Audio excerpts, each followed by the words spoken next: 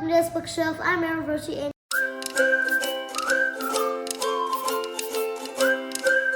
today I'm going to be doing Unicorn Diaries, The Missing Magic. Basic summary of this book is, so Beau's life is glitterific. Preferably, I choose terrific over glitterific. So Beau Tinseltail is really excited for the big upcoming Festival of Magic. But then, well, in the Festival of Magic, everyone shows out their magic tricks.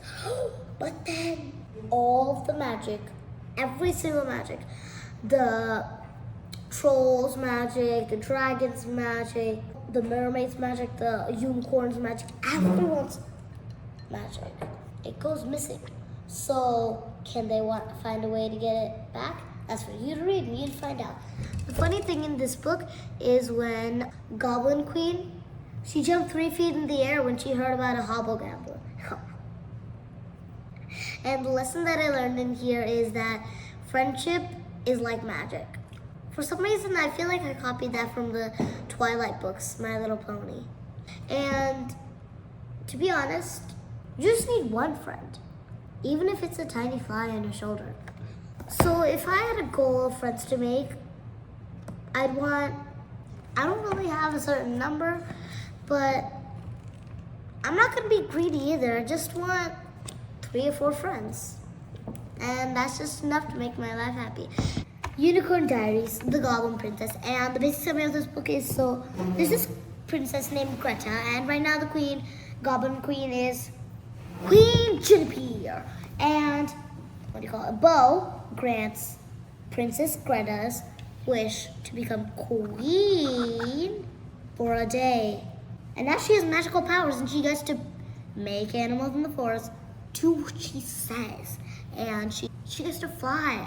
Anyway, so then what Beau must do is she must stop Greta before she becomes a catastrophe.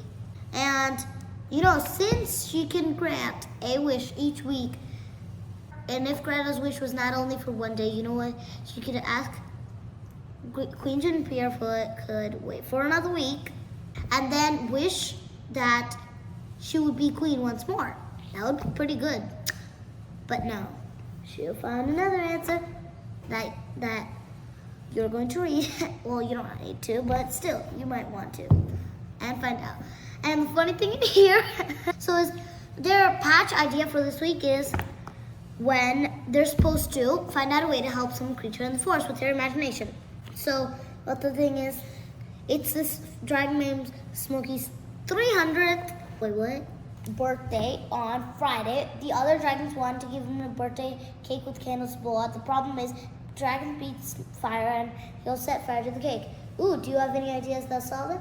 A few, and her ideas are that they put the cake in water, he drinks ice mints, or the funny part, he farts it out. So then the other one is the fairies live in mushrooms' houses because it's very hot this summer. The mushrooms need extra water, so the fairies keep having to get more water.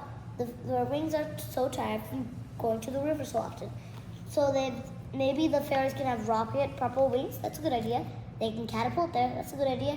And they can also do that. How many good ideas are there? So there are a few ideas like that, and you might want to read more.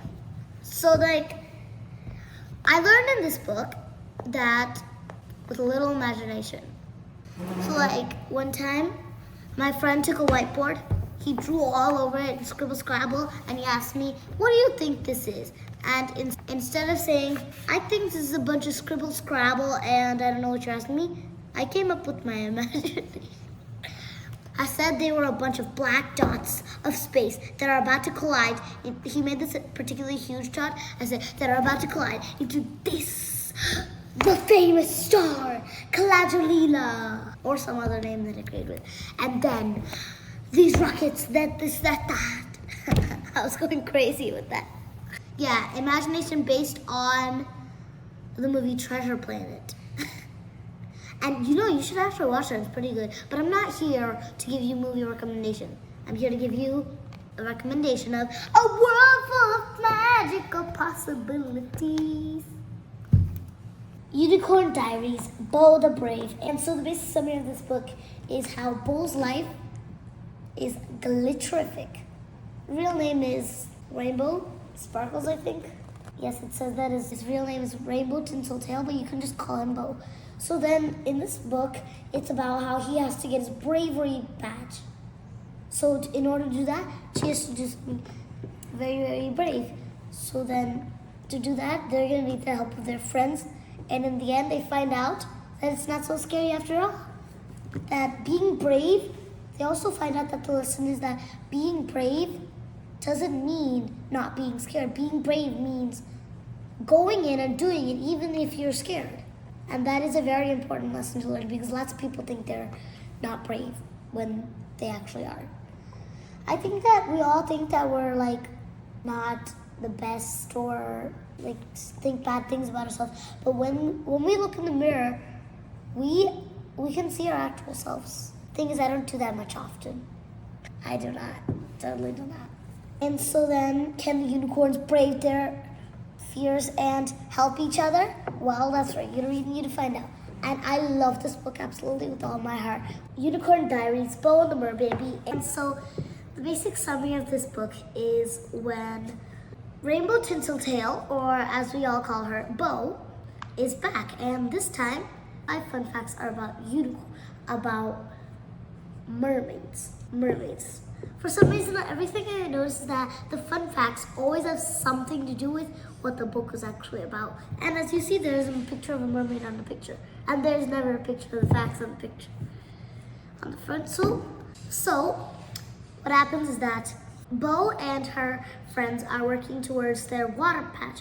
And they find a new mermaid baby is being born. And it says over here in the fun facts that a new merbaby is very, very, very unique and rare. So then what happens is that to celebrate, they're gonna go and give the merbaby a gift. And while working towards water patch, give the merbaby a gift and learn some new water tricks because they're gonna be performing in the Twinkle Top Lagoon Water Showcase, which is when all the animals come together to watch and maybe perform to see if they can go in. So then something else that they have to do is help out a water creature. But the thing with the mermaid baby, whose name is Flo, by the way, her problem is that she was only born with one fin, so she can't swim. But the thing is she can ride on her mom's back all the time, except when her mom is hunting for food. So then what to do then? All the unicorns get their tasks done and learn some new things to do while meeting Flo, like new tricks. And they think that they show them off in the showcase for the show.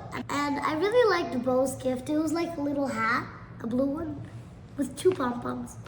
And so then what happens is that their final task is to help a creature, but a water creature to be exact. They don't understand how to do it.